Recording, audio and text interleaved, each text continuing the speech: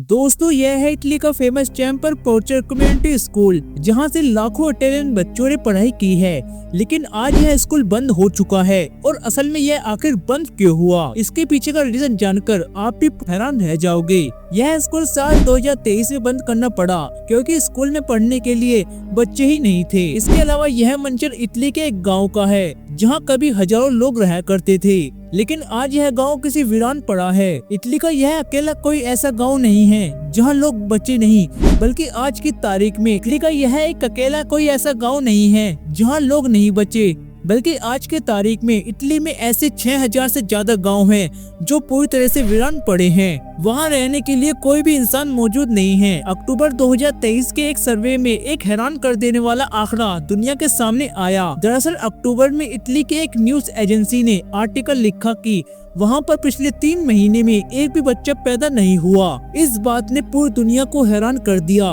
कि 3 महीने के लंबे पीरियड में पूरे इटली देश में एक भी बच्चा जन्म नहीं लिया। फरवरी 2015 में इटली की हेल्थ मिनिस्टर ने यह बात बताई थी कि इटली इज डाइंग कंट्री। इसकी यह वजह है कि इटली में बच्चे ही पैदा नहीं हो रहे हैं और कपल्स को यह बात याद दिलाने के लिए कि आपके बच्चे आपको ही पैदा करने पड़ेंगे। इसके लिए 22 सितंबर 2016 को इटली की गवर्नमेंट ने नेशनल फर्टिलिटी डे बनाया। इसे सेलिब्रेट करने का रीजन था कि वहां के लोगों को बच्चा पैदा करने के लिए इंकरेज करना।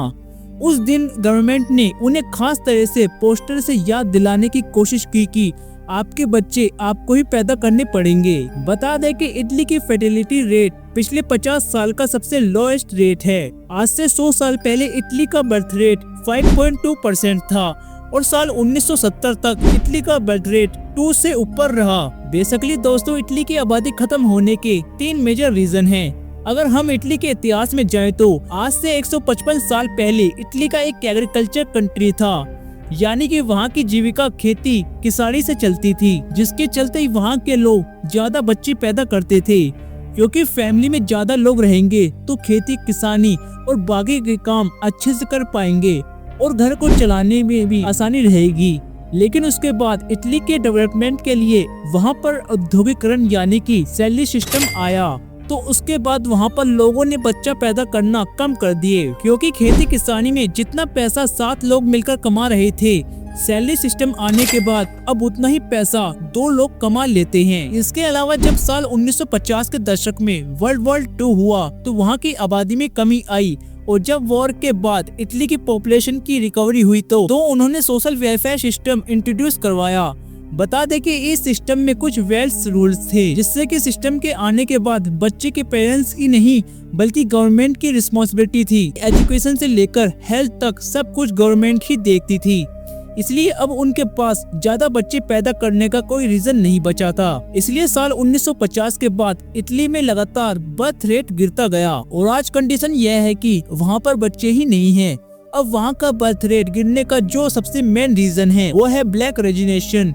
इस पॉलिसी के अंडर में यह आता है कि इटालियन वुमेन को कोई भी जॉब ज्वाइन करने से पहले एक ब्लैंक पेपर पर साइन करना होता है और यह रूल जॉब करने वाली हर महिला को मानना ही होता है। अब क्योंकि इटली एक विकसित देश है और बाकी विकसित देशों की तरह इटली के जॉब सेक्टर में मोर देन 45% वुमेन्स हैं और जॉब ज्वाइन करने से पहले एम्प्लॉयर उनसे एक ब्लैंक पेपर पर साइन करवा लेते हैं जो कि बेसिकली उनका रेजिग्नेशन लेटर होता है, ताकि अगर इन्हें फ्यूचर में कभी भी वो लड़की प्रेग्नेंट हो जाती है तो वह ब्लैंक पेपर पर किए गए साइन का यूज करके उसे जॉब से डिसमिस किया जा सके।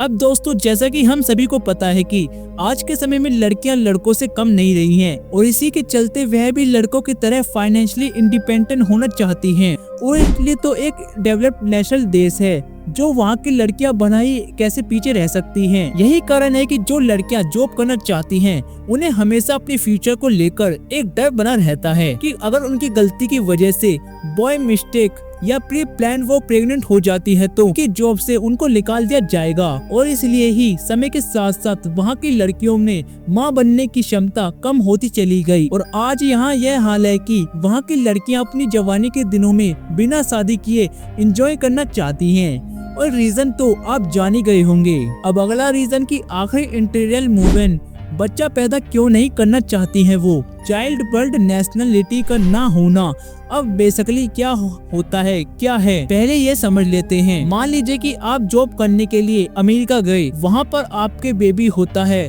तो वह बर्थ से ही अमेरिकन नेशनलिटी होल्डर होगा, यानी कि उसके पास पैदाइशी अमेरिकी नागरिकता होगी। जबकि इटली में ऐसा नहीं है। चाहे भले ही आपको वहाँ की नेशनलिटी मिल चुकी हो और आप वहाँ के टैक्स पेयर हो, इसलिए ही वहाँ जाकर जॉब करने वाले इंटरग्रेट कुछ सालों तक वहाँ जॉब करने के बाद नेदरलैंड यूरोप की तरफ मूव कर जाते हैं। अब ऐसा देश जहाँ पर ऑलरेडी बच्चों की कमी हो, वहाँ पर इसी तरह के रूल्स को दूसरे देश से आने वाले लोगों को ज्यादा दिन तक टिकने नहीं देते। अब बात करते हैं कि आखिर इटालियन लोग बच्चा पैदा क्यों नहीं करना चाहते। बता दें कि आईसीडी का एक रिसर्च डाटा बताता है कि आज 18 से 34 साल की उम्र की मोर देन 70% यूथ अपने बूढ़े माँ बाप पर ही निर्भर हैं।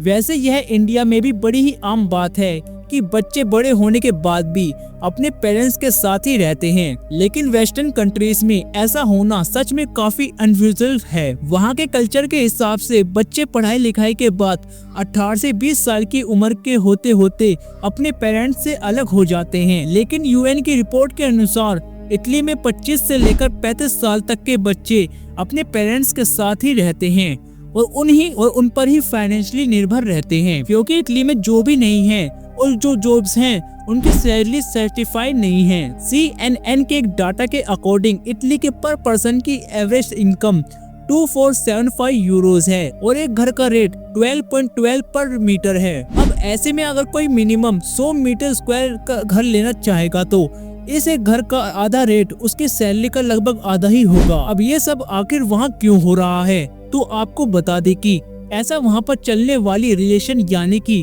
मंदी की वजह से होता है। आज के समय में इटली की हालत ऐसी हो चुकी है कि जिस देश में पिज्जा का जन्म हुआ उस देश में ही डोमिनोज ने कस्टमर ना होने के कारण अपने सारे स्टोर्स को बंद करवा दिए। बता दें कि मंदी का यह दौर इटली में पिछले कई सालों से चलता आ रहा है। अब इटली का ड्यूट प्यूट जीडीपी रेशियो 145% हो गया है, यानी कि इटली 1 रुपया कमा रहा है लेकिन उसे अपने खर्च पूरे करने के लिए 145 रुपए कर्ज लेना पड़ रहा है। अब ऐसे समय में दोस्तों जब देश का फ्यूचर ही स्थिर ना हो कि कब क्या हो जाए, तो ऐसे में देशवासी खुद के आने वाले फ्यूचर को कैसे ट्रबल में डाल सकते हैं। दोस्तों इतना सब कुछ जानने के बाद आपको वहाँ के क्राइसिस का अंदाजा तो हो चुका होगा, लेकिन अब ऐसे में सवाल यह आता है कि आखिर इटली खुद को खत्म करने से कैसे बचा सकता है, जो कि असल में सबसे बड़ा मुद्दा भी है। तो इसका जवाब है स्वीडन की स्ट्रेटेजी। साल 1950 में अब तक टोटल फर्टिलिटी रेट को अगर देखें तो यह साफ दिखता है कि साल 2000 के बाद से इनका फर्टिलिटी रेट बढ़ा है। भले ही वर्तमान में यह आंकड़ा बड़ा ना हो, लेकिन यह घट भी नहीं रहा है। लेकिन अब सवाल यह आता है कि आखिर वह कौन सी स्ट्रेटेजी है जिन्हें अडॉप्ट करके स्वीडन ने अपनी घटती आबादी पर अंकुश लगाया, क्योंकि आज जिस हाल में इटली गुजर रहा है वही किसी समय पर स्वीडन का भी था। उनमें सबसे पहला रूल था चाइल्ड केयर, लेकिन यहाँ पर चाइल्ड केयर का मतलब बच्चों की देखरेख से नहीं, बल्कि चाइल्ड केयर का मतलब जितने ज्यादा बच्चे उतनी ही कम फीस।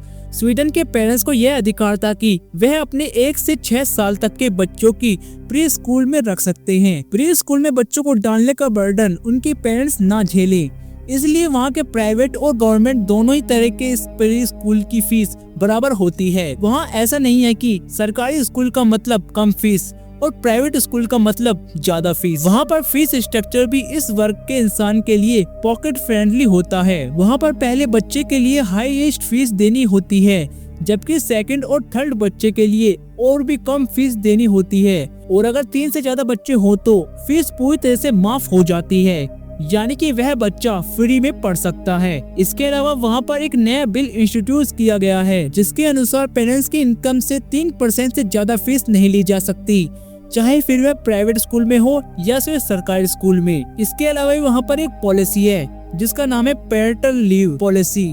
इस पॉलिसी के अनुसार 16 महीने का पेरेंटल लीव दिया जाता है। वैसे पेरेंटल लीव से एक बात और याद आई, आपको बता दें कि साल 1974 में स्वीडन दुनिया का पहला ऐसा देश बना था जिसने अपने देश में पेरेंटल लीव पॉलिसी को लागू किया था। पर आखिर में पेरेंटल लीव पॉलिसी है क्या, तो आपको बता दें कि न्यूबॉर्न बेबी के होने के समय कपल को 16 महीने तक छुट्टी दी जाती है ताकि वे अपने बच्चों का ख्याल रख सके। और सबसे अच्छी बात तो यह है कि इस छुट्टी का एक भी रुपया नहीं काटा जाता और उन 16 महीने के दौरान उनकी सैलरी बिना काम करे ही आती रहती है। इसमें सबसे अच्छी बात यह है कि 480 डेज यानी कि 16 महीने की छुट्टी न्यू बेबी या फिर आफ्टर 8 चिल्ड्रन दोनों ही केस में लागू होती है। और अगर इटली को खुद को खत्म होने से बचाना है तो उसे भी इस तरीके की पॉलिसी को जल्द से जल्द अपने देश में लागू करना होगा, नहीं तो आने वाले कुछ ही सालों में इटली के वर्ल्ड मैप से गायब ही हो जाएगा। वैसे दोस्तों, इटली और स्वीडन के बारे में इतना सब कुछ जानने के बाद तो आपको समझ ही आ गया होगा कि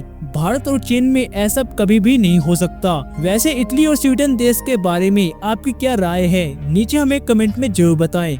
वीडियो को लाइक करके शेयर जरूर कर दें और ऐसी और वीडियोस देखने के लिए हमारे चैनल को सब्सक्राइब करके बेल नोटिफिकेशन को ऑन कर ले। धन्यवाद।